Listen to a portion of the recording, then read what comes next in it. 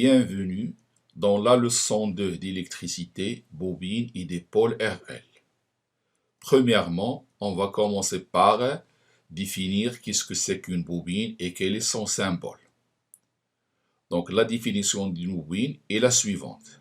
Une bobine est constituée d'un enroulement de fils conducteurs recouvert d'un vernis isolant sur un cylindre de rayon R. Donc un fil enroulé sur un cylindre constitue une bobine. Ce fil est recouvert d'un vernis isolant pour éviter les courts-circuits entre les spires de la bobine. La photo qu'on voit ici à droite représente des bobines réelles. Une bobine où il n'y a pas de noyau de fer à l'intérieur, et une autre bobine où il y a un noyau de fer à l'intérieur. Elle est constituée d'un fil enroulé et recouvert d'un vernis brillant ici. On peut symboliser une bobine de la façon suivante. Des spires, le rayon de la spire et la longueur de la bobine. Donc on appelle L la longueur de la bobine et R le rayon de la spire ou bien le rayon de la bobine autrement dit. Le symbole d'une bobine dans un circuit est le suivant. Soit on a une bobine avec un noyau de fer, comme celle-ci. On la représente par ce symbole avec deux tirets en haut. Si on a une bobine sans noyau de fer, elle sera représentée de cette façon-là, un fil enroulé avec deux bornes. Donc la bobine est un dipôle qui possède deux bornes. Dans le cours de cette année, on n'utilisera que des bobines sans noyau de fer. On peut se demander quel est le rôle d'une bobine dans un circuit, ou bien quelle est son influence dans un circuit. Puisque ce n'est qu'un fil conducteur, le seul changement c'est qu'il est enroulé au lieu d'être rectiligne. On va voir maintenant l'influence d'une bobine dans un circuit. Pour cela, on va suivre cette expérience.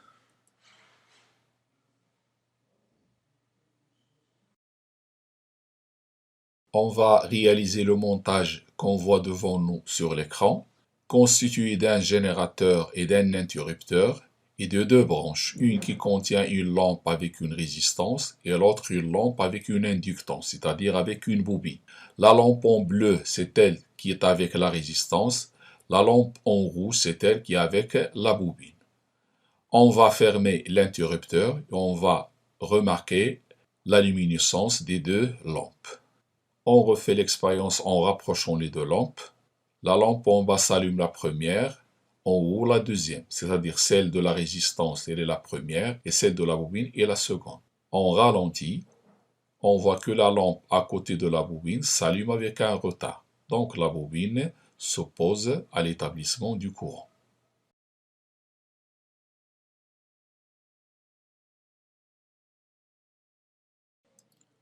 Donc, d'après cette expérience, la bobine a une certaine influence dans un circuit. On a réalisé le schéma suivant, un générateur, une bobine, une lampe L2, puis une résistance, une lampe L1. On a constaté que lorsqu'on a fermé l'interrupteur, cette lampe L1 s'allume instantanément, alors que L2 s'allume avec un retard. Et à la fin, elle atteint la même luminosité que L1. On dit que cette bobine a produit un retard à l'établissement du courant dans cette branche.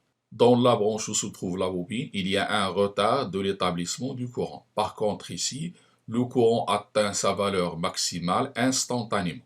La même chose se produit lorsqu'on ouvre l'interrupteur, c'est-à-dire que les deux lampes ne s'éteignent pas instantanément, elles restent un certain moment ou bien une durée très courte allumées à cause de la bobine qui s'oppose à l'extinction du courant. C'est-à-dire que la bobine, et c'est on coupe ce courant, il s'oppose à sa rupture. Donc comme conclusion à cette partie-là qu'il faut retenir, une bobine s'oppose transitoirement à l'établissement du courant dans un circuit et à l'extinction de celui-ci.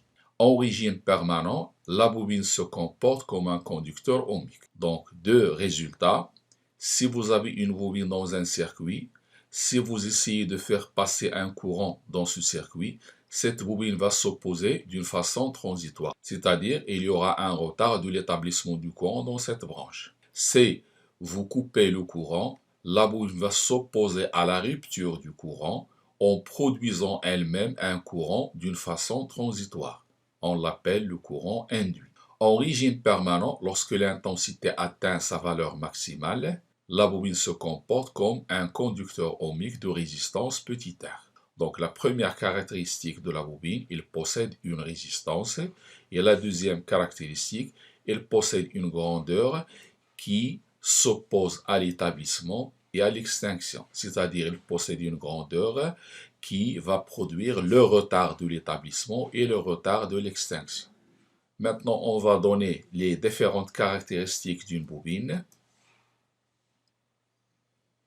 Une bobine est un dipôle, notez par exemple AB, de borne AB, caractérisé par, premièrement, son inductance L exprimée en Henry. Ce facteur inductance, c'est le facteur responsable du retard de l'établissement du courant ou bien de l'extinction du courant. Il est exprimé en une nouvelle unité, le Henry. On verra ensuite l'équivalent de cette nouvelle unité Henry. Donc, en plus de son inductance L, elle est caractérisée par sa résistance R qui s'exprime en ohm. Donc, je peux, par exemple, schématiser une bobine de la façon suivante. C'est une bobine sans noyau de fer qui possède deux caractéristiques, son inductance L et sa résistance R. Les bornes A et B, la flèche de la tension, l'orientation du circuit. Vous constatez ici qu'on prend la bobine en convention récepteur. Cette bobine, c'est comme s'il est l'association en série d'une bobine pure, c'est-à-dire une bobine sans résistance, associée à un conducteur ohmique de résistance petit r. Donc, si on veut écrire la tension aux bornes de la bobine, ça sera la somme de la tension d'une bobine pure plus celle d'un conducteur ohmique de résistance petit r. Donc, il s'écrit cette tension UAB aux bornes de la bobine en convention bien entendu récepteur sous la forme suivante. UAB égale à RI plus L, la dérivée de I par rapport au temps. Donc ce terme, c'est le terme responsable du retard de l'établissement et du retard de l'extinction. En régime permanent, l'intensité devient constante. Donc ce terme s'annule. Et UAB de la bobine devient égal à RI. D'où tout à l'heure on a dit que la bobine se comporte comme une résistance ou bien comme un conducteur ohmique. À retenir cette relation pour l'établissement des équations différentielles et pour le calcul de la tension UAB au bord d'une bobine. Lorsque le courant passe dans une bobine, celle-ci peut emmagasiner de l'énergie, appelée l'énergie magnétique, alors que le condensateur, l'énergie emmagasinée est appelée énergie électrique. On peut nous demander d'établir la relation de l'énergie magnétique, ou bien on peut l'utiliser directement selon les questions de l'exercice. On va procéder de la même façon que l'établissement de l'énergie électrique d'un condensateur. On va commencer d'abord par donner la puissance électrique d'une bobine, qui n'est autre que sa tension fois l'intensité qui la traverse.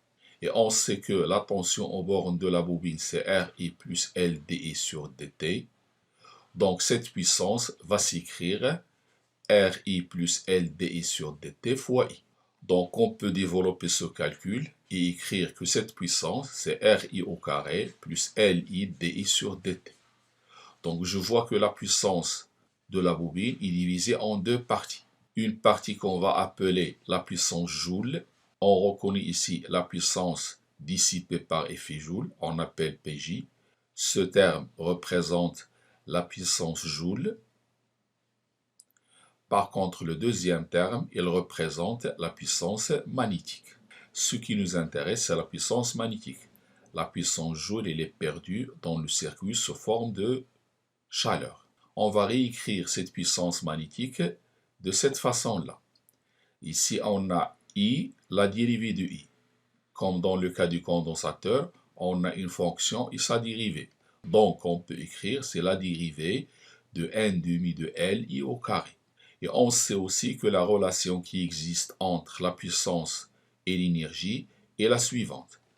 P magnétique, c'est la dérivée de l'énergie magnétique sur dt. Si c'était puissance électrique, la dérivée de l'énergie électrique par rapport au temps. En faisant une comparaison, ou bien on dit par identification, j'identifie que EM dans cette relation, c'est 1 demi L I au carré, plus une constante. Puisque initialement le courant est nul, elle est égale à 0, la bobine n'emmagasine pas de l'énergie magnétique, donc la constante elle est égale à 0. Donc finalement, l'énergie magnétique d'une bobine s'écrit 1 demi Li au carré. On peut la calculer toujours de cette façon. Si on nous demande d'établir la relation, on suit ces étapes. On va passer maintenant à la réponse d'un dipôle RL à un échelon de tension. Comme dans le cas d'un dipôle RC, on prendra un dipôle RL, c'est-à-dire une résistance en association en série avec une bobine, et on lui applique une tension, une fois ascendante, une fois descendante. Alors, on verra ça dans cette animation réalisée avec le logiciel électronique Workbench.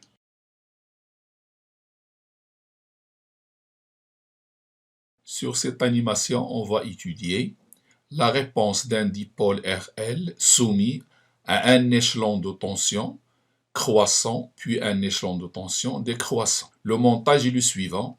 On a un générateur de tension continue de force électromotrice 10 volts. On a un interrupteur, une bobine, une résistance, une diode. Lorsqu'on va fermer l'interrupteur, le générateur va débiter un courant dans le circuit. Ce courant va passer dans la bobine et la résistance. Il ne passera pas dans la diode. Elle est dans le sens bloqué. Une fois qu'on ouvre l'interrupteur, la bobine va s'opposer à la rupture du courant. Il va débiter dans le circuit un courant qui a le même sens que le courant que débitait auparavant le générateur, c'est-à-dire ici, de haut en bas. Et à ce moment-là, le courant va passer dans la diode car il est dans le sens passant cette fois-ci. Sur un oscilloscope, on va visualiser la tension aux bornes du dipôle RL et comment varie l'intensité dans le circuit, l'intensité du courant. Et pour visualiser l'intensité du courant, on visualise la tension aux bornes de la résistance, car UR égale à RI, donc UR et I sont proportionnels. Pour cela, on va d'abord mettre la masse de l'oscilloscope à la masse commune du circuit, et sur une voie, on va visualiser la tension aux bornes de la résistance, par exemple en bleu, et la tension aux bornes du RL sur l'autre voie qu'on va visualiser en rouge. Donc j'aurai sur l'oscilloscope deux courbes, une qui représente UR et l'autre qui représente U aux bornes de RL. On va fermer l'interrupteur et voir sur l'oscilloscope la courbe représentant UR et la courbe représentant U aux bornes du dipôle RL. Pour l'instant, la tension aux bornes de la résistance elle est nulle, donc il n'y a pas de courant dans le circuit, du fait que l'interrupteur est encore ouvert. En fermant l'interrupteur, on voit les deux courbes, la tension aux bornes du dipôle RL et la tension aux bornes de la résistance. À cet instant, on a fermé l'interrupteur, c'est-à-dire avant cet instant, la tension était nulle aux bornes du dipôle RL, et à ce moment-là, la tension passe de la valeur 0 à la valeur 10. J'ai choisi un générateur de 10 volts, j'ai choisi comme échelle 5 volts par division, donc 2 divisions, c'est 10 volts. Donc, le dipôle RL, comme s'il est soumis à un échelon de tension croissant. On voit que la tension au bord de la résistance augmente progressivement jusqu'à atteindre la valeur maximale et elle reste constante. On peut dire que l'intensité du courant aussi augmente progressivement jusqu'à atteindre une valeur constante. Donc l'établissement du courant dans le circuit se fait selon deux régimes, un régime transitoire et un régime permanent. Le régime transitoire, c'est au cours duquel l'intensité du courant augmente, et cette opposition à l'augmentation, elle est causée par la bobine. Il s'oppose à l'établissement du courant. Une fois après un certain temps, la bobine laisse passer le courant en fin de compte et il se comporte comme un conducteur ohmique, c'est-à-dire que l'intensité devient constante. Maintenant, l'intensité du courant atteint une valeur constante, puisque UR est constante, donc I aussi elle est constante. On va ouvrir l'interrupteur et on va visualiser la tension aux bornes de la résistance.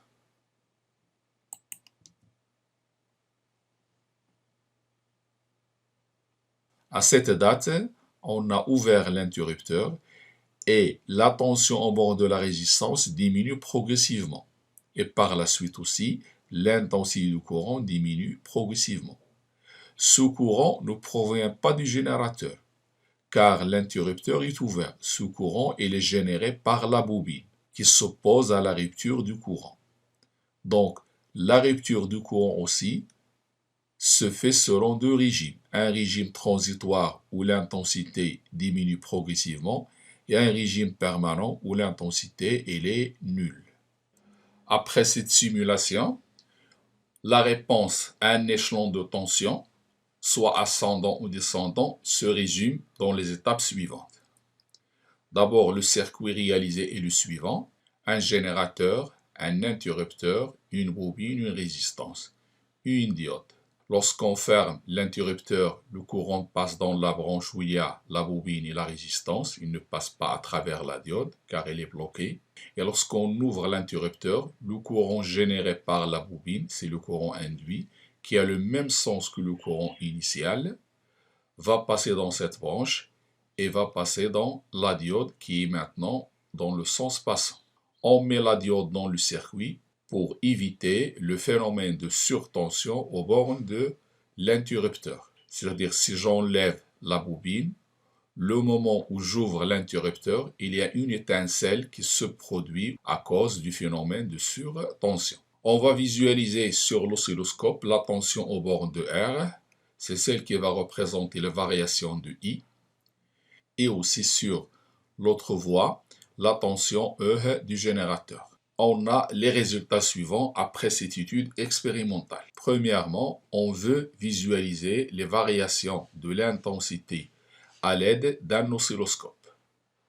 Lorsqu'on ferme l'interrupteur ou bien lorsqu'on ouvre l'interrupteur. Pour cela, il suffit de visualiser la tension au bord du conducteur ohmique. Du fait que UBM au bord du conducteur ohmique et l'intensité sont proportionnelles. UBM égale à RI. Donc, lorsque je ferme l'interrupteur, le dipôle est soumis à un échelon de tension croissant, c'est-à-dire un échelon de tension ascendant. Car avant la fermeture, la tension était égale à 0. Juste après la fermeture, la tension est devenue E. De même, lorsque j'ouvre l'interrupteur, le dipôle est soumis à un échelon de tension descendant ou bien décroissant. Car avant la fermeture, la tension était E, après la fermeture, la tension devient égale à 0. On observe sur l'écran de l'oscilloscope, lorsque l'interrupteur est fermé, un oscillogramme, le suivant. On voit que l'intensité passe par un régime transitoire et un régime permanent. Le régime transitoire, c'est le régime pendant lequel l'intensité progresse. Le régime permanent, c'est celui où l'intensité reste constante. N'oublions pas que l'intensité du courant commence de la valeur 0. Donc on distingue un régime transitoire et un régime permanent. Donc l'établissement du courant dans le circuit est un phénomène transitoire, c'est-à-dire l'établissement ne se fait pas instantanément. Il passe par une phase transitoire avant de se stabiliser à une valeur constante. Lorsqu'on ouvre l'interrupteur, on observe sur l'oscilloscope l'oscillogramme suivant. Cet oscillogramme indique la tension au bord de la résistance. Donc de même, l'intensité décroît comme la tension au bord de la résistance. La même chose ici. L'intensité croît de la même façon que la tension au bord de la résistance. On distingue toujours deux régimes, un régime transitoire et un régime permanent. Le régime transitoire, c'est pendant lequel l'intensité décroît progressivement, et le régime permanent lorsque l'intensité devient nulle. Donc, il y a deux régimes, transitoire et permanent.